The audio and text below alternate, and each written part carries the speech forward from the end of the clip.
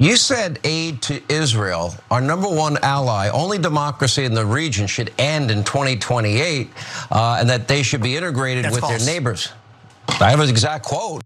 Vivek Ramaswamy, who of course is a Republican presidential candidate, is dealing with a pretty big media effort to essentially crush him. And what you just saw was Sean Hannity's efforts just last night in regard to Vivek's foreign policy proposals and a statement that he had made in regard to the United States and its financial support of the Israeli government.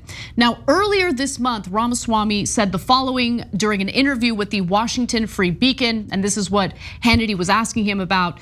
Ramaswamy said, quote, "If we're successful, the true mark of success for the US and for Israel will be to get to a 2028 where Israel is so strongly standing on its own 2 feet, integrated into the economic and security infrastructure of the rest of the Middle East, that it will not require and be dependent on the same level of historical aid or commitment from the US." And by the way, we do provide quite a bit of money in foreign policy or foreign aid to Israel with absolutely no strings attached. I want to be clear about that. Let's go to the last 3 graphics here because I want to give you a sense of what he's referring to. So the United States has finalized, this is in 2016 under the Obama administration. At that time, the United States had finalized a $38 billion package of military aid for Israel over the next 10 years. The package provides an average of $3.8 billion a year over the next decade to Israel, already the largest recipient of American aid, including financing for missile defense systems. And under a previous 10-year agreement that expired in 2018, the United States provided about $3 billion a year. But lately, Congress has added up to $500 million a year for missile defense. And by the way, that wasn't enough for Netanyahu. He was actually kind of salty about the fact that the Obama administration signed off on $38 billion. He wanted $48 billion. I'm sorry, $45 billion. Netanyahu initially sought as much as $45 billion. So we do provide a lot of aid to Israel, and again, with no strings attached. Ramaswamy didn't get into that, but I do think that what he's kind of implying here about, hey, let's get to a place where we don't have to provide as much in foreign aid. That might be a good idea, but you're not allowed to say that, as he found out through the press over the last 2 days. So look, 2 different things here. Number one, if he was going towards saying we should begin to reduce the aid, or by the way, another way of framing it is the welfare that we give Israel. And you could frame it that way for Thailand, Greece, wherever we give aid. You could frame it as essential aid to an ally, or you could frame it as a giveaway welfare program to people who don't need it. In the case of Israel, their economy is perfectly good. Their military is by far the largest in the area and the most capable in the area. So the fact that they don't need it is fairly clear. This whole idea of, oh my God, it's a hostile region. They obliterated their enemies in that region. That would be interesting. If he just did that, I'd say, well, I'm gonna give him a little bit of credit for having at least courage to go in that direction when almost no politician does that. But he can't help himself, he's a slime ball. So there's 2 different things going on here as you watch these clips. One is, he says anything, slight thing against Israel, and the press, including Fox News, roars, how dare you, right? That is a rule you cannot violate in American media, and everyone who wants to cry about it can go ahead and cry about it now, but it's a stone cold fact and everyone knows it, okay? But the second thing is how slimy Vivek is. He does the old Sam Harris trick. He says one thing, and then he surrounds it in a paragraph where he says other things so that he can get the attention from the attention grabbing comment, which is cut funding to Israel. But he surrounds it with language, says, well, but not really, but actually I want to help Israel more, and so you can't criticize me for it. You're taking me out of context. Taking me out of context. It's a very old trick. Look, I have to be honest, I think that the initial statement from Vivek Ramaswamy was not at all controversial. I don't even think he said anything anti-Israel. He's talking about making Israel independent and not reliant on the United States and the foreign aid that we send to the country every single year. But that's the thing. The media and many of our politicians don't want to stop providing that aid, right? In fact, the person who I think looks the worst in all of this is Nikki Haley. Hold for that. But first, let's watch Ramaswamy now take his, I think, agreeable point and just crush it live on air while talking to Hannity. What I said is it would be a mark of success if we ever got to a point in our relationship with Israel, if Israel never needed the United States' aid. And Sean, you know how politics is played. A lot of the other professional politicians who have been threatened by my rise have used that statement to say that I would cut off aid to Israel. That's not correct. I've been crystal clear. But do you? That the only condition under which.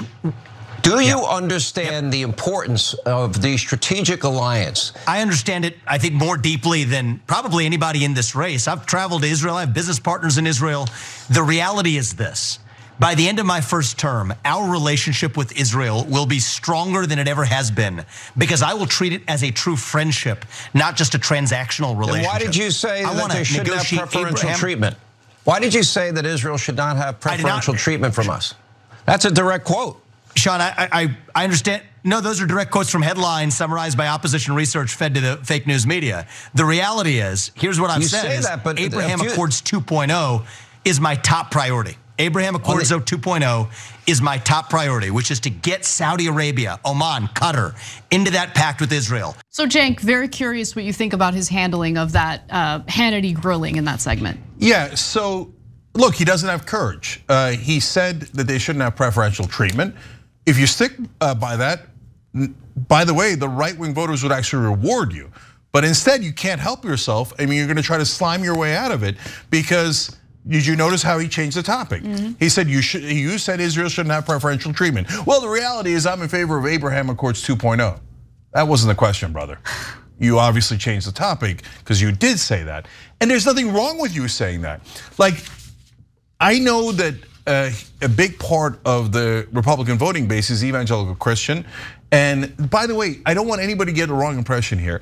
You know, there's those awful anti-Semitic conspiracy theories. Oh, the Jews run the world, they run America, and that's why we give so much money to Israel, etc. No, the biggest driving factor is evangelical Christians in America who think that we need to support Israel because they need to first have the state and then take over the West Bank and destroy the mosque so we can get to Armageddon and everyone dies, but Jesus comes back. So they're thrilled that most of us get murdered. That's the insane plot that evangelical Christians push.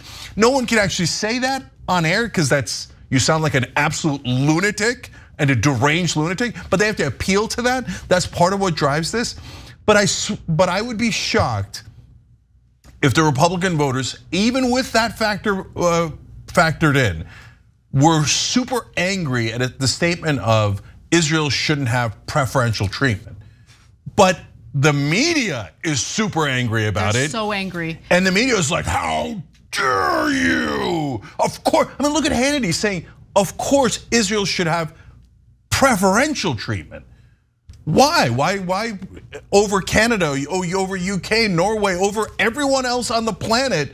No, he's saying we must be biased in favor of a country that's actually doing pretty well. Look, I think Israel should have Iron Dome. I think we should support Israel, but the question is, how do you support Israel? And is there ever a limit to how many billions of dollars we're going to give this government, especially given what they're doing in the settlements? Yes, to me, that is the catch, right? Like that is the area where I have the biggest issues because look, we provide foreign aid to many different countries, but the fact that the money goes to the right-wing government of Israel with zero strings attached, even as they're breaking international laws, even as they're building illegal settlements, even as they're brutalizing Palestinian people, ordinary civilians.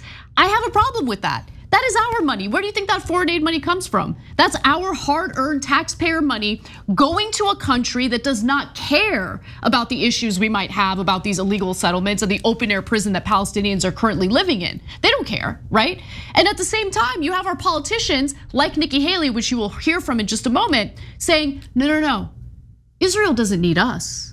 We need Israel. For what? Do we? They have universal healthcare in Israel. Universal healthcare. We don't have universal healthcare here in the United States. We have Americans literally dying because they're denied health treatments. They deny themselves the healthcare treatments they need because they don't want to put their family in bankruptcy. That is what we're dealing with here in the United States. You're telling me that we need Israel? If we're the ones who need Israel, why are we sending them billions of dollars every year? Anyway, why don't they send us money if we're in such dire need of their benevolent help? No, Nikki Haley set me off. We're gonna get to that in a moment. I'm jumping ahead of myself. I apologize for that. But I do want to get to one other video. This is a different show on Fox, essentially going against Ramaswamy over this Israel issue. Let's watch. By the end of my first term, our relationship with Israel will be stronger than it ever has been, because I will treat it as a true friendship, not just a transactional relationship. Why did you? I don't get it. He's wrong about all that foreign policy stuff. It's that easy. Andrea Mitchell also interviewed him today, and same line, same issues. Very, very upset with his foreign policy proposals. Which, again, by the way, he has other foreign policy proposals having to do with China and Taiwan and Russia that I think are incredibly naive and he hasn't really thought through clearly. This is not me supporting Ramaswamy at all. This is me making a point about how the media, almost like in an orchestrated effort, tries to crush someone over raising concerns that, in my opinion, should be raised, especially in regard to Israel. So guys, what do we tell you all the time? The culture wars are a distraction, so they get you to fight one another, right? But whenever it's something that affects the powerful and the establishment, all of a sudden MSNBC and Fox News agree. And that Andrea Mitchell's on MSNBC, these guys are on Fox News, and they all agree, you must bow your head to Israel. You must, and if you don't, we're gonna bury you. And so, and if Vivek had any courage at all, if he had 1 ounce of courage, then I'd say, look, I hate the guy in every other respect, but I respect this. But no, he's just constantly trying to slime his way out of it. Oh yeah, I don't, maybe we should cut off aid, but no, I love Israel more than anyone else. Okay. He doesn't even, by the way, let me just be clear. He never even said, let's cut off aid. He said, we will know we have succeeded once we get to a point where Israel is self-sufficient, where they're independent and they're no longer reliant on foreign aid from the United States. And that set off the entire American media. Yeah. How dare you? We will give welfare to Israel for all of eternity. Sorry, I don't agree. Given the brutality of the settlements, let those people go, and then we're having a conversation. But I don't know why I mean, you want to talk about America first? None of this is America first at all, not 1%. So why are you lying to Republican voters, Fox News? Why are you lying to them that you're in favor of America first? No, Sean Hannity just told you Israel first, America second. Now, in response to some of the attacks that Vivek Ramaswamy has been getting from the media and also from Nikki Haley, on his campaign website, he posted the following. First, there was this headline, Vivek doesn't support Israel with a clown emoji, right? Like clowning the people who say that. Yeah, he's like, I love Israel, I love Israel, I love Israel. Congratulations, Vivek, you're an ass kisser just like everyone else. Then he made reference to Nikki Haley and the name that she was given at birth, which she has since kind of Americanized. We've talked about that on the show in the past. Here's what he said, because again, Nikki Haley has been attacking him for the same reason. Wrong, keep lying. Nimrata Randhawa. By the end of Vivek's first term, the US-Israel relationship will be deeper and stronger than ever because it won't be a client relationship, it will be a true friendship. Most importantly, he won't cut aid to Israel until Israel tells the United States that it no longer needs the aid. Don't believe the opponent's lies that he wants to cut aid to Israel, which makes zero sense as a foreign policy priority anytime in the foreseeable future. Now, Nimrata is Nikki Haley's first name, her real first name. Her last name changed after she got married. Her husband's last name is Haley, so her maiden name is Randhawa. And so I don't know why it's so offensive for him to bring up her actual birth name. I don't think there's anything wrong with that. I don't think that her name is a bad name. I mean, that's her culture and her background. What's wrong with that? We know exactly what's wrong with it. They're in the Republican Party, and the Republican Party will hate it if they find out she's Indian. I guarantee you, tons of them have no idea that Nikki Haley's Indian. Remember, Bobby, first of all, the names are not a problem. A lot of Indians in America take Americanized names, like Bobby Jindal. Bobby's a very common name because it's similar to a name in their language, right, etc. So, and she got married to a guy named Haley. So her being Nikki Haley, I've got zero issue with it. Perfectly normal, right? But he's emphasizing that you're hiding your real identity, which happens on the Republican side from time to time. For example, when Bobby Jindal ran for president, his slogan was tanned, rested, and ready. Oh my God. Brother, you aren't tanned, you're Indian, okay? And so Nikki Haley's constantly skirting that issue, and he's calling her out on that. And of course, she's gonna catch feelings over, don't tell any Republicans I'm a minority, they'll never vote for me. But to be fair to Vivek, his name is Vivek Ramaswamy, and he's not running from it, and he's actually picking up popularity. He is. So I think that the Nikki Haleys and the Bobby Jindals of the world maybe assume that Republican voters are more racist than they actually are, which is an amazing assumption. Yeah, that's a good point. Now, Nikki Haley did not take kindly to that message on Ramaswamy's website, so she was asked about it during an interview. This is what set me off. Let's watch. I'm not going to get involved in these childish name games. It's pretty pathetic. First of all, I was born with Nikki on my birth certificate. I was raised as Nikki. I'm married to Haley, and so that is what my name is. So he can say or misspell or do whatever he wants, but he can't step away from the fact that, look, he's the one that said he was going to abandon Israel. Those were his words. Now he's wanting to walk it back, and the reality is you have to understand the importance of our allies and those relationships. And then she went on to say that the United States needs Israel more than Israel needs the United States. And as a taxpaying American citizen, that infuriated me. As a taxpaying American citizen who sees my fellow Americans without health insurance giving their hard-earned money to the right-wing government of Israel that provides universal health care to its citizens, it set me off a little bit, just a little bit. Yeah, look, I don't know why the media does it. I know why the politicians kiss Israel's ass, because the lobbyists that are attached to Israel, like AIPAC and Democratic Majority for Israel, are enormously powerful, and they spend tons of money to defeat you if you speak out against them. Anyone who denies that or calls someone anti-Semitic for stating that obvious, overwhelming fact is full of crap. Okay, and they're kowtowing, they're cowards, etc. So I know why the politicians do it. I know why the evangelical base matters to Republicans trying to pick up their vote. Why the media is obsessed with proving their obsequious fawning of Israel and how we should never be fair to anyone. We should put Israel above everyone else in the world, including America. I don't know why they do it. And I think it's disgusting. I think it makes no sense. And the minute Vivek said anything about Israel, you remember on the debate stage, who jumped down his throat first? Nikki Haley. How dare you say that about Israel? And I said right afterwards, that's it. The press is gonna love her. And what happened immediately after the debate? Nikki Haley won, Nikki Haley won, Nikki Haley's the best. It's probably connected to defense contractors. And in the Hannity interview, he also brought up Ukraine, and Hannity was like, we have to give them more money. We have to have more defenses to build up against Russia and China. So it's probably related to defense contractors getting super rich off of this and spreading that largesse to the powerful in Washington. But no deal. So there's no winners here. The press definitely attacking Ramaswamy here in not coordinated, because they don't have to talk about it. It's groupthink, right? But they're all attacking him at the same time because the foreign policy establishment, the defense contractors, the Israeli lobby are upset and have told them he must be destroyed.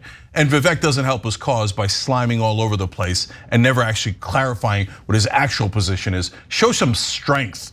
But that's not what he's doing here at all. Thanks for watching The Young Turks, really appreciate it. Another way to show support is through YouTube memberships. You'll get to interact with us more. There's live chat emojis, badges. You've got emojis of me, Anna, John, JR. So those are super fun. But you also get playback of our exclusive member-only shows and specials right after they air. So all of that, all you gotta do is click that join button right underneath the video. Thank you.